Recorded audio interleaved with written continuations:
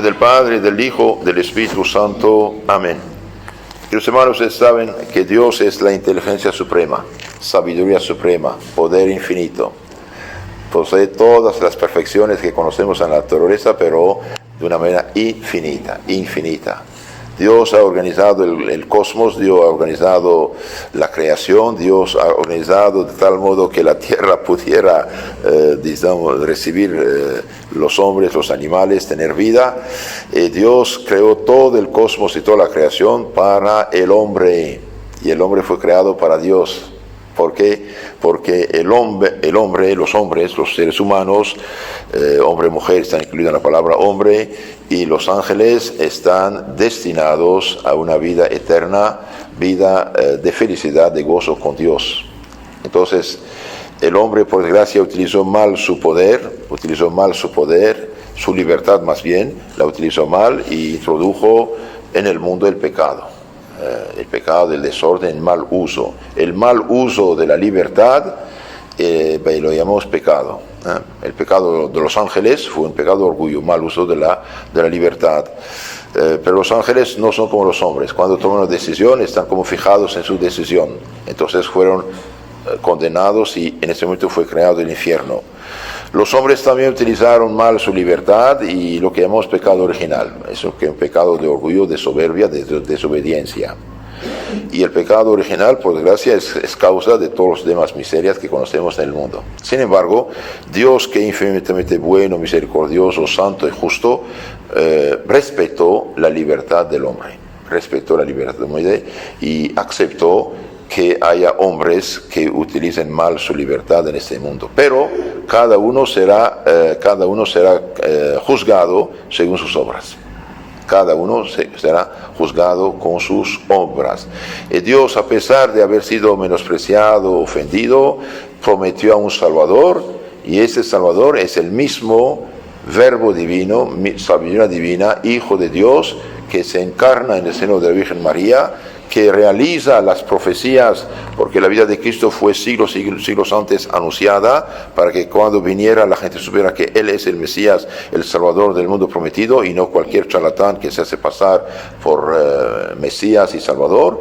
Y bien, cuando los tiempos se cumplieron, el Hijo de Dios se encarnó por la obra y gracia del Espíritu Santo en el seno de la Virgen María, nació como hombre, creció, predicó el Evangelio, enseñó a los hombres el camino de la salvación, nos reveló lo que necesitamos saber realmente sobre nuestro destino y sobre Dios, etc. Y finalmente va a realizar el acto más heroico de su vida, dar su vida en sacrificio, ofrecer como sacerdote y víctima su vida por los hombres. Y esta salvación, que por su agonía, su flagelación, su coronación de espinas, su vía crucis, su crucifixión, esta salvación que mereció en la cruz para todos y cada uno de los hombres, la confió a su iglesia en la persona de los 12 apóstoles para comunicarla a cada persona mediante la predicación, primero iluminar su mente y después, una vez que abren su corazón, aplicar esa salvación a sus almas mediante los santos sacramentos. El bautismo nos hace hijos de Dios, la confirmación nos hace como adultos fuertes en la fe, la Eucaristía nos alimenta del cuerpo y sangre de Cristo, como el pan normal nos alimenta, así espiritualmente la Eucaristía alimenta, fortalece, santifica, protege, defiende nuestras almas contra el pecado. Y si hemos fallado, nos hemos manchado, si nos hemos suicidado espiritualmente por pecado mortal, bien, tenemos un sacramento de resurrección espiritual, entre comillas, decían los santos padres de la Iglesia, un segundo bautismo, que es la confesión, perdón, los pecados. Es algo sumamente importante. No es por azar que el día de la resurrección nuestro Señor dio a los apóstoles el poder de perdonar los pecados. Recibir el Espíritu Santo a quienes perdonan los pecados que no perdonados y a quienes tienen que detenidos. Y después nos dejó otro sacramento que llamo de un cierto modo pasaporte para el cielo, lo que llamamos los santos óleos o la extrema unción. ¿Por qué se llama extrema unción? Porque el cristiano recibe 3 unciones: unción en el bautismo, unción en la confirmación y última unción, ungiendo sus 5 sentidos con los santos óleos. Por esta santa unción es su infinita misericordia que Dios te perdone todo lo que usted falló, faltó, pecó por tal o tal sentido. Entonces preparar el alma, darle paz, borrar los pecados veniales, aumentar la gracia y la santidad de su alma, darle paz y tranquilidad y defender el alma contra las últimas tentaciones que el demonio puede suscitar en el momento del tránsito, el más allá. Entonces, los santos óleos. Estos 5 sacramentos son para todos los fieles cristianos. Pero Dios dejó también en su misericordia 2 sacramentos para la sociedad, el sacerdocio y el matrimonio. El matrimonio para santificar el amor cristiano, la familia y protegerlos y ayudarlos, y continuar la creación de los hombres, poblando cielo y tierra, y el sacerdocio para representar a Cristo en su sacerdocio y aplicar los dones divinos, los santos sacramentos y educar al pueblo cristiano. Este es el sacerdocio, 7 sacramentos. Y todo esto Dios nuestro Señor Jesucristo lo confió a los apóstoles. Lo confió a los apóstoles, que ordenó, consagró sacerdotes el Jueves Santo. Los apóstoles fueron consagrados sacerdotes con una sola palabra de Cristo.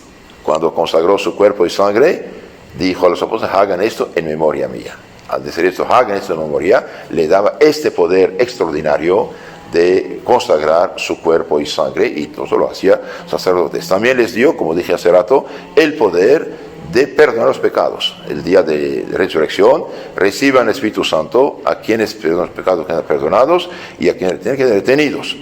Un poco al subir al cielo les da el poder de representarlo. Vayan en todo el mundo, los manda. Entonces no fueron así solitos. Vayan en todo el mundo, yo os mando. Todo poder me fue dado en el cielo y en la tierra. Yo os mando, vayan en todo el mundo, prediquen el Evangelio, esa es la doctrina de Cristo, a todas las naciones, a todos los pueblos.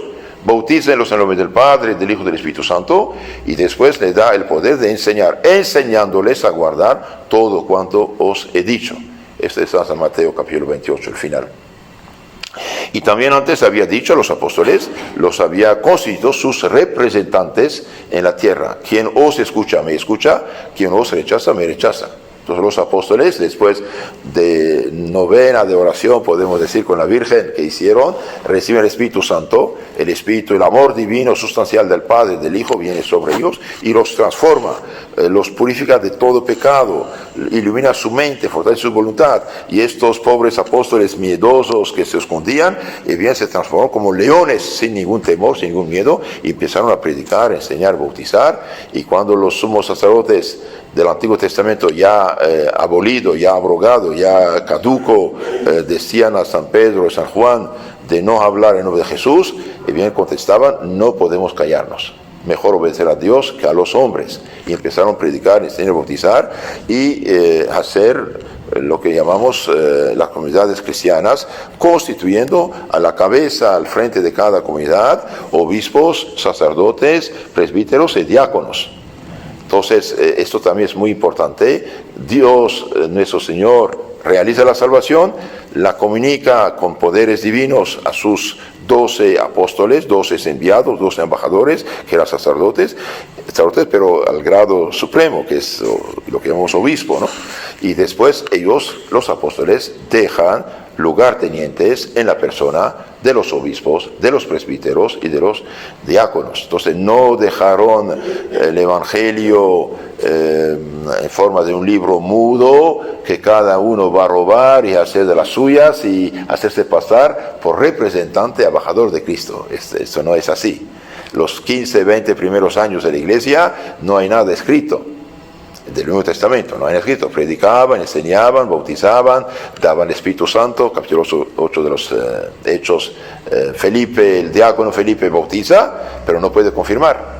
Entonces son los apóstoles San Juan y San Pedro que van a imponer las manos, dar el Espíritu Santo a los recién bautizados.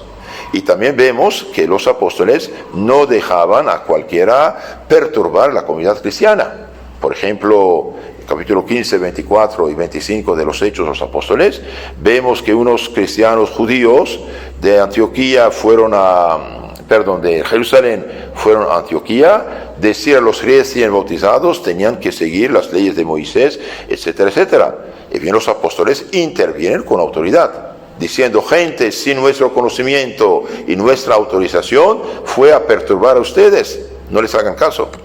Esto es lo que tiene que hacer, y ahí dan órdenes: abstenerse de la fornicación, de la sangre, de la idolatría, etcétera, etcétera. Entonces vemos que los apóstoles sí actúan, y los apóstoles sí dejaron lugartenientes con poder apostólico, consagrando, por ejemplo, como obispos, es decir, jefe, supervisor de los demás presbíteros. Esto significa obispo. Episcopos en griego significa supervisor, traducido en latín. Y bien, ordenaron como obispo, por ejemplo, a Tito y Timoteo. Tito, te dejé en Creta para que arreglas las cosas que faltan, pongas presbítero enfrente de cada comunidad. Timoteo, guarda el depósito. Guarda el depósito, es un guardián, no es... esto está en primera carta, 6:20. Timoteo, guarda el depósito. Timoteo, haga esto mientras yo estoy ausente. Entonces dejaron lugartenientes, y antes de irse de Éfeso a Jerusalén y desde Jerusalén a Roma prisionero, San Pablo junta a los obispos, presbíteros de toda Asia Menor, y especialmente de la región de Éfeso, y les dice, capítulo 20, 28 de los Hechos: el Espíritu Santo os puso obispos frente a la iglesia que Dios conquistó con su sangre. Cuídense de ustedes y del rebaño. Cuídense de ustedes y del rebaño a ustedes confiado. ¿Por qué? Porque de entre ustedes saldrán lobos feroces que van a arrastrar detrás de sí al rebaño. Es decir, van a formar cismas y sectas y herejías. Lo dice. Entonces los apóstoles sí dejaron lugar tenientes. Ahora, ¿qué pasó después? Y claro, el diablo que tiene que trabajar, siempre hay unos tontitos que colaboran con él. Dios juzgará a cada uno según lo que hizo. Bien, van a formar sectas, van a formar cismas, van a formar separaciones. Siempre hubo cismas, siempre hubo herejías, pero siempre la iglesia, la auténtica autoridad apostólica, bien luchó contra esto, denunció contra esto. Desde el Nuevo Testamento vemos, por ejemplo, predicadores no autorizados. En San Pablo, 2 Corintios 11:13, dice, hablando de gente no autorizada que predicaban: esos tales son falsos apóstoles, obreros engañosos, que se hacen pasar por apóstoles de Cristo. Y no es maravilla, el mismo Satanás se hace pasar por ángel de luz. También sus ministros, dice, sus ministros. Solo tacha de ministros de Satanás esta gente que predica sin autorización, que hace de las suyas, etcétera, etcétera. Y dice también: si alguien os anuncia un evangelio, esa es una doctrina cristiana distinta, diferente del que habéis recibido, sea maldito, sea anatema. Gálatas 1:8, ¿se acuerdan? Entonces, por desgracia, siempre hubo cismas, siempre hubo herejías, siempre la iglesia, la autoridad de la iglesia luchó contra esto, pero la más grande catástrofe fue la de Lutero en 1521. Arrancó la Biblia de la Iglesia Católica, la falsificó. Lutero hizo una traducción falsificada de la Biblia, falsificada, muchos errores voluntarios hizo, y hoy las Biblias de origen protestante son falsificadas o mutiladas. Entonces hoy, donde quiera escuchamos gente que fundó su secta: Iglesia de Jesucristo, Iglesia fulana, Iglesia sultana. Señores, Cristo ya fundó su iglesia hace 2000 años y punto, déjenos en paz. No se hacen pasar por cristianos diciendo que no son cristianos. Pero yo creo en Cristo. Sí, pero haga lo que dice Cristo. Cristo dijo a los apóstoles: quien os escucha, me escucha; quien os rechaza, me rechaza. San Lucas 10:16. Ahora, todo persona que rechaza la autoridad de la Santa Iglesia Católica, bien, es un rebelde. Esto no se juega. Y hoy escuchamos que hay gente, por ejemplo, en los Efesios 4:7-13, que dice, bien dice Cristo, San Pablo dice: así Cristo mismo, a unos ha concedido apóstoles, a otros profetas, a otros evangelistas, a otros pastores y doctores, a fin de que trabajen en el perfeccionamiento de los santos, es decir, de los bautizados, en las funciones de su ministerio en la edificación del cuerpo místico de Cristo, que es la iglesia. Entonces hoy escuchamos disque pastores, disque profetas, disque doctores, disque apóstoles, disque evangelistas en las sectas protestantes. Esto no se aplica a ellos, esto se aplica a la iglesia católica. Cuando usted escucha a veces pastores, profetas, evangelistas, doctores y esto, aquello, señores, son palabras que roban al evangelio, pero no se aplican a ustedes. No se aplican a las sectas todo esto. Todo lo que dice el evangelio, bien se aplica única y exclusivamente a la iglesia, una santa católica apostólica. Realmente yo quedo asombrado cuando veo gente con mucho orgullo. ¿Qué eres? Soy apóstol. Pero espera, Señor, pero apóstol significa enviado. Apóstolos viene del verbo apostelo en griego, enviar, mandar, como embajador. ¿Quién te mandó? ¿Jesucristo te mandó? No, Señor. ¿Los apóstoles de Jesucristo te mandaron? No, Señor. ¿Y los lugartenientes Tito, Timoteo, Clemente, Silas, etcétera, y sus sucesores, papas y obispos te mandaron? No, Señor. Entonces, ¿quién es tú? Pero yo sigo la Biblia. Pero Cristo nunca te dio una Biblia en la mano. ¿A quién la robaste? La Biblia es el libro santo exclusivo de la Iglesia Católica. Todo protestante, toda secta que toma la Biblia y hace de las suyas, y bien es una usurpación, es una injusticia, es un robo. Entonces todo lo que dice aquí en el Evangelio, en la Biblia, en el Nuevo Testamento, se aplica única y exclusivamente a la Iglesia, una santa católica apostólica, y no a cualquier secta. Y la trampa de Lutero, diabólicamente pensada, es destruir la autoridad apostólica de la Iglesia para apoyarse en un libro mudo que no habla. Un libro mudo que no habla, porque la Biblia no habla. La hacen hablar, y cada quien según su gusto y provecho y capricho y intereses, y esto no vale, señores, no es correcto, es una catástrofe. Entonces cuando ustedes escuchan a veces apóstoles, profetas, evangelistas, doctores, pastores, no, esto está en la Iglesia Católica.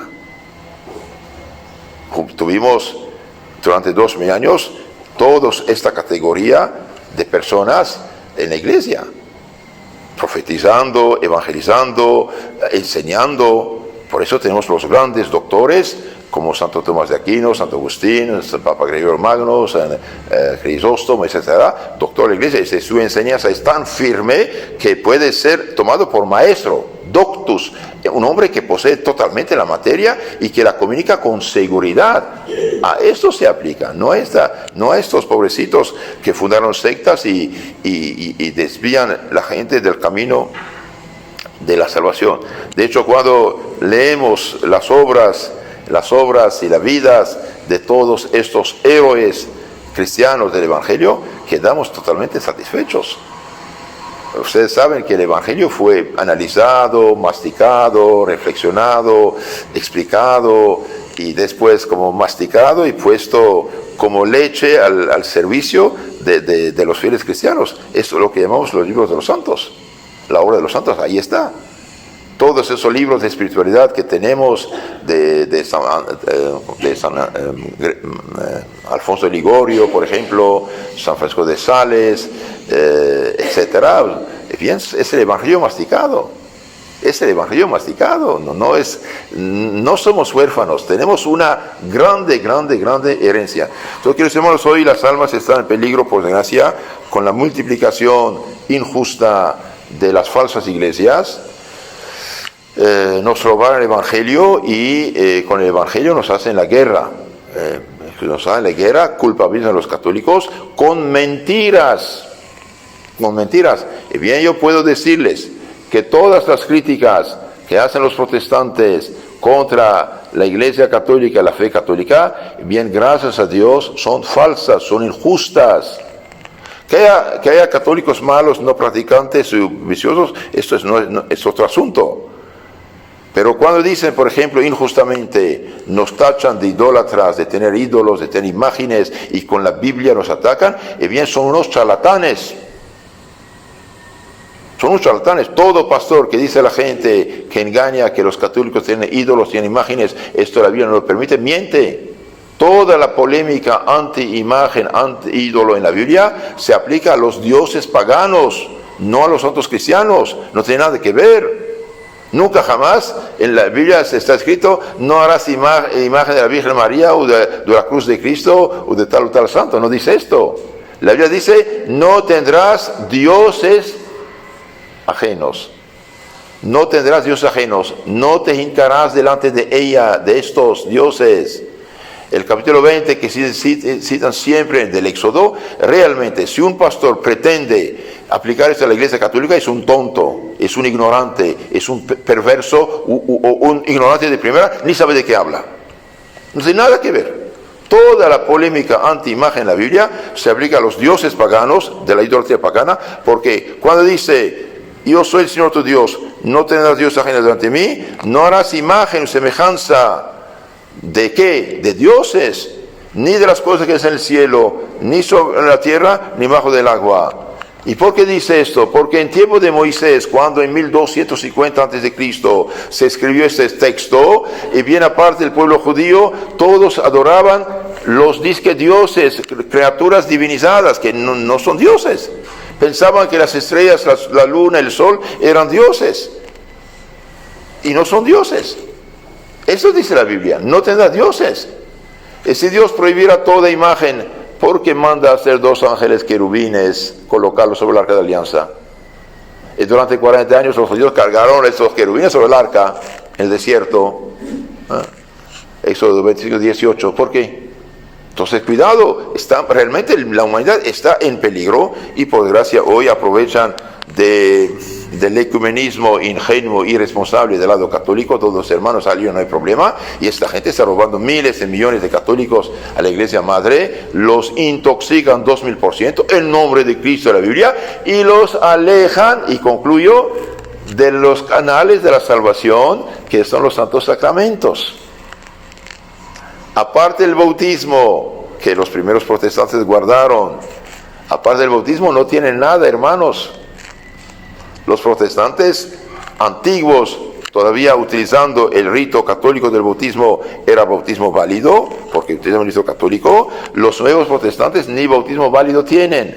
¿Por qué? Porque hablan tanto de fe, para ellos el bautismo no es necesario. Aunque se lo hagan, no lo hacen en el sentido católico, por eso no vale. Y es a llorar de ver ahora todos estos pobres que se dicen cristianos engañados, y bien ni están bautizados. No tienen nada.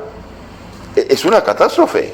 Por eso, que hermanos, tratemos de vivir cristianamente, dar el ejemplo y decir la verdad a la gente, ayudar a estas pobres almas para que los católicos para que se defiendan, y los protestantizados para que regresen. Pero gracias a Dios, que quede claro, las críticas que hacen contra la Iglesia Católica, de las imágenes, de la confesión, esto o aquello, bien son pretextos inventados. Eso no tiene fundamento bíblico.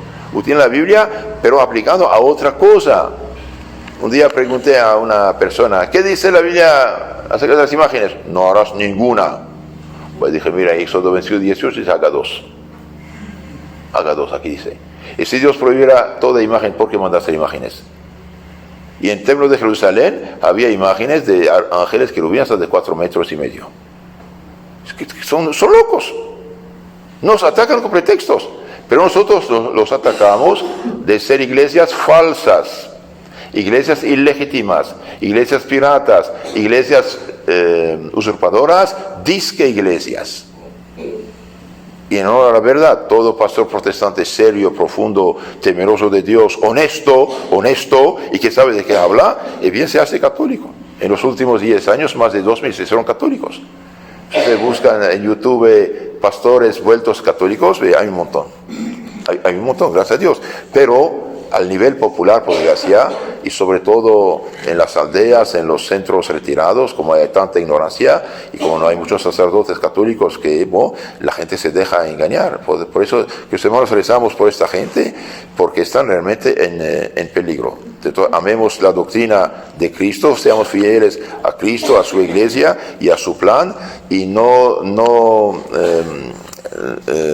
no alejarnos del camino ni de un centímetro. Lo que la Iglesia siempre ha enseñado, esto es la fe de Cristo. Ahora dice, pero ¿quién nos garantiza que no fue falsificado? Bien, nos garantiza que no fue falsificado.